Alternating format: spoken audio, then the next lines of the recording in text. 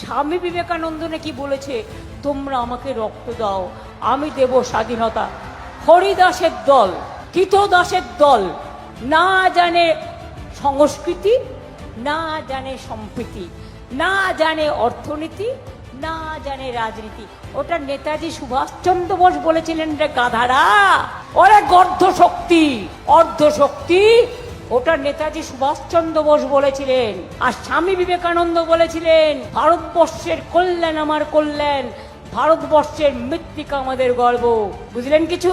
এর স্বামী বিবেকানন্দ জানে না, রামকৃষ্ণ জানে না, গান্ধীজি জানে না, নেতাজি জানে?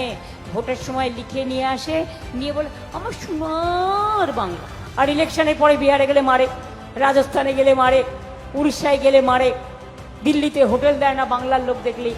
কই আমার তো কত বিহারি ভাই আছে, উত্তরপ্রদেশের ভাই বোনেরা আছে, আমার রাজস্থানী আছে, মধ্যপ্রদেশ আছে, दिल्ली रहते। हम कभी आप लोगों को साथ ऐसा नहीं करने देता, हम नहीं करेंगे, कभी नहीं करेंगे। आपका खाना आपका पसंद है, लेकिन हमारा खाना हम जरूर खाएंगे।